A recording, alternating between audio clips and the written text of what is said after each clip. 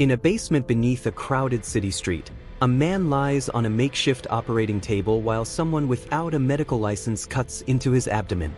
The room smells like bleach and rust by a single overhead bulb that flickers every few seconds. What happens when people become so desperate that they let strangers perform surgery on them in the dark? Across the world, hidden medical facilities operate outside the law, performing everything from cosmetic procedures to life-saving operations without permits, oversight, or sometimes even basic sterile equipment. These underground clinics exist in the shadows of major cities and remote villages alike, serving patients who cannot afford legal healthcare, fear deportation, or seek procedures banned in their countries. This is not about one single location but a global phenomenon that has grown quietly for decades, accelerated by rising healthcare costs, immigration crackdowns, and the normalization of medical tourism gone wrong.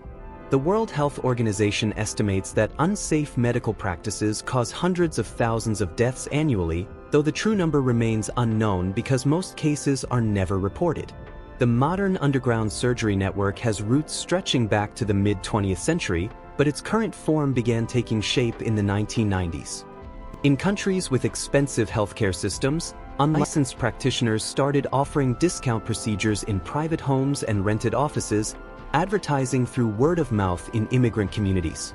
By 2005, law enforcement in Los Angeles, Miami, and New York began documenting a sharp rise in what they called garage surgeries, particularly cosmetic procedures like buttock injections and liposuction performed by people with no medical training. The first widely publicized death came in 2011, when a woman in Philadelphia died after receiving illegal silicone injections in a hotel room from someone posing as a cosmetic surgeon. The injector fled the state, and the case went cold for months. That same year, authorities in London raided a network of apartments where unlicensed Eastern European doctors were performing dental work and minor surgeries on undocumented workers who feared deportation if they sought legal treatment. Between 2012 and 2015, the problem evolved. Social media platforms became recruitment tools, with practitioners advertising through closed Facebook groups and encrypted messaging apps. In São Paulo, Brazilian health officials discovered a 3-story building operating as a full surgical center with recovery rooms, performing everything from appendectomies to cesarean sections, all without a single licensed doctor on staff. The facility had been running for nearly 7 years. By 2016, the pattern had become clear across multiple continents. In Bangkok, authorities documented medical apartments catering to tourists seeking cheap cosmetic work. In Dubai, underground clinics served migrant construction workers injured on job sites who would be deported if they reported workplace accidents. In Manila, underground abortion providers operated despite the procedure being illegal, serving women from across Southeast Asia. The COVID-19 pandemic accelerated everything. With hospitals overwhelmed and regular medical services suspended, underground providers stepped in. In Mexico City, journalists documented basement clinics treating COVID patients with unproven therapies, charging desperate families thousands of dollars. Some patients died from the disease, others died from the treatments themselves. The most sophisticated operation discovered to date was shut down in 2022 in Los Angeles. Federal agents raided a network of connected facilities that had performed over 2,000 procedures in 3 years, including organ transplants. The operation had a referral system, patient files stored on encrypted servers, and even a 24-hour emergency line. The lead practitioner had briefly attended medical school in another country but never obtained a license anywhere. The evidence for these underground networks comes from multiple sources, each painting part of a larger picture. Law enforcement records provide the clearest documentation when facilities are raided. Between 2015 and 2023, the FBI and local police agencies documented 147 illegal medical operations across the United States alone, resulting in 89 arrests and at least 23 confirmed patient deaths. Medical examiner reports reveal the most disturbing details. Autopsies of patients who died after illegal procedures show infections from non-sterile equipment, organ damage from improper technique, and fatal reactions to counterfeit or expired medications. In one 2019 Miami case, The medical examiner found industrial-grade silicone in a deceased woman's bloodstream, the type used in auto repair rather than medical implants. Hospital emergency departments provide another window into the problem. Doctors report seeing patients arrive with post-surgical complications who refuse to identify where the procedure was performed. A 2021 survey of emergency physicians in 5 major cities found that 68% had treated at least one patient with complications from an illegal procedure in the previous year, and 34% had treated 5 or more. Patient testimony, when available, describes the decision-making process. Interviews conducted by public health researchers show common patterns.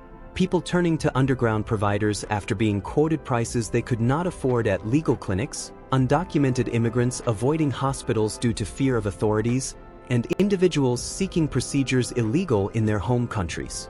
Financial records seized in raids show the economics.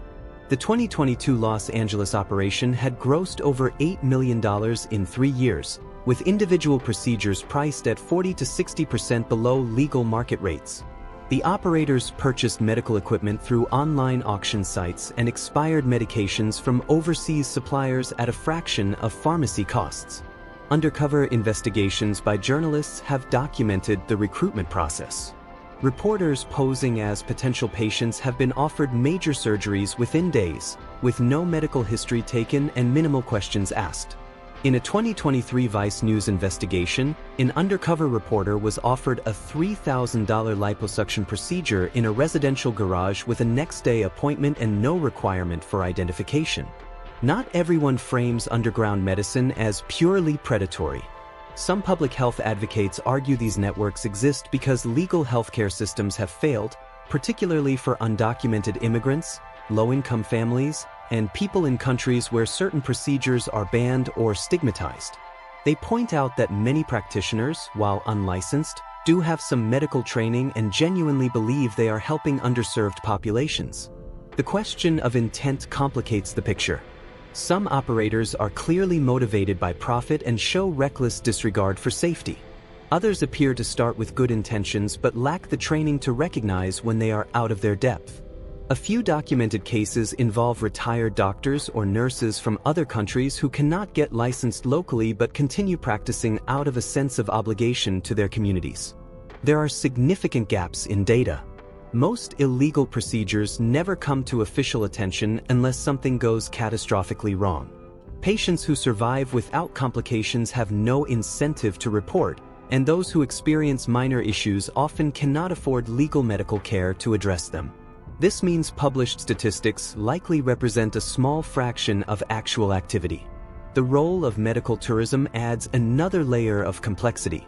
Some underground clinics operate in gray zones between legal and illegal, holding limited permits that do not cover the full scope of their work or operating in jurisdictions with loose oversight. Patients who travel internationally for procedures may not realize that the clinic they visit is unlicensed by local standards. Enforcement priorities also vary widely.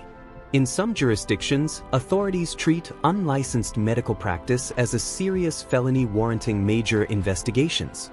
In others, it is a low-priority misdemeanor that rarely results in prosecution. This patchwork creates opportunities for practitioners to operate openly in areas with minimal oversight. The physical consequences fall hardest on patients who cannot advocate for themselves. Emergency room doctors describe treating immigrant workers with abdominal infections from botched hernia repairs, women with life-threatening hemorrhages from illegal abortions, and teenagers with disfiguring scars from cosmetic procedures gone wrong. Many arrive too late after infections have spread throughout their bodies or blood loss has caused organ failure. The psychological toll extends beyond the physical injuries. Patients report feeling ashamed for having trusted someone who harmed them, afraid to seek follow-up care, and trapped between needing medical attention and fearing legal consequences. Families of patients who died in underground facilities describe a double grief, mourning their loved one while grappling with guilt over the choice to seek care outside the legal system. There is also impact on broader public health. Underground facilities become vectors for disease transmission when equipment is reused without proper sterilization. Health departments have traced outbreaks of hepatitis and antibiotic-resistant infections back to unlicensed clinics.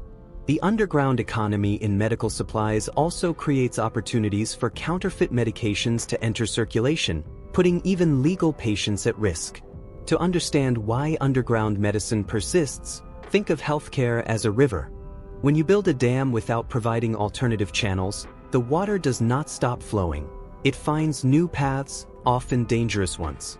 Legal healthcare systems, especially in countries without universal coverage, have erected financial and bureaucratic barriers that many people cannot overcome.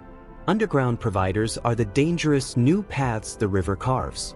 Medical anthropologists describe a concept called structural vulnerability, where people are made vulnerable not by individual choices but by the systems surrounding them.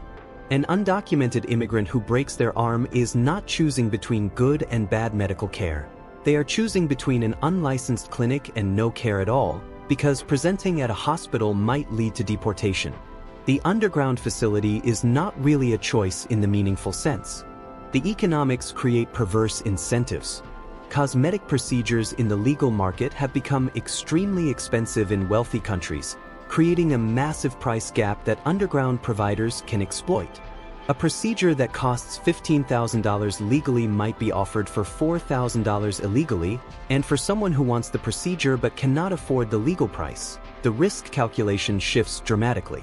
This connects to larger questions about healthcare access, immigration policy, and global inequality. Countries with universal healthcare systems have far less underground medical activity because the main driver, inability to pay, is removed. Nations with pathways for foreign medical credentials to be recognized also see less unlicensed practice by immigrant doctors. The underground exists in the spaces where policy failures create desperation. From a public safety perspective, the impossibility of regulation is the core problem. Legal medical facilities are subject to inspections, licensing requirements, and malpractice systems that, while imperfect, provide some accountability. Underground facilities have none of this. There is no way to ensure sterile equipment, verify training, or seek recourse when things go wrong. It is healthcare in a complete regulatory vacuum. We know that networks of unlicensed medical providers operate globally, performing thousands of procedures annually, with confirmed deaths and injuries in the hundreds but likely many more unreported. We know these facilities exist primarily because legal healthcare is inaccessible to significant populations due to cost, legal status, or geographic barriers. We know that enforcement is inconsistent and that most cases only come to light through deaths or major investigations. What we do not know is the full scale of the phenomenon or how to address it without improving access to legal healthcare. The next question is what happens as these networks become more sophisticated and harder to detect. In the near term, underground medical networks will likely continue expanding in countries with rising healthcare costs and increasing immigrant populations. Confidence level, high. The economic and social conditions that create demand show no signs of reversing, and COVID-19 demonstrated how quickly informal healthcare systems can scale up when formal systems are overwhelmed. Law enforcement will likely adopt more sophisticated detection methods, using financial auditing and supply chain tracking to identify illegal facilities before patients are harmed. Several states are already piloting programs that flag suspicious bulk purchases of medical equipment and medications. Confidence level, medium. These programs require resources and coordination across jurisdictions, both of which are inconsistent. There may be policy shifts toward harm reduction rather than pure prohibition. Some public health experts are advocating for systems that allow unlicensed providers to refer patients to legal facilities without fear of prosecution, or that create fast-track licensing for immigrant medical professionals. Whether governments will adopt these approaches remains unclear. Confidence level, political opposition to any policy that appears to legitimize illegal practice remains strong. Telemedicine could reduce demand for some underground services by providing legal low-cost access, but it could also enable new forms of illegal practice, with unlicensed providers offering remote consultations. The technology cuts both ways. Confidence level, medium. Telemedicine expansion is likely, but its impact on underground networks is unpredictable. The underground hospitals exist because we have allowed healthcare to become something that only some people can access, creating a market for those willing to take deadly risks. The question is not whether people should seek unlicensed care. The question is what kind of society creates conditions where that seems like the only option. If you want to understand how healthcare access became a crisis, watch Why Hospital Bills Are Pure Fiction next, which breaks down the systems that created these price barriers in the first place.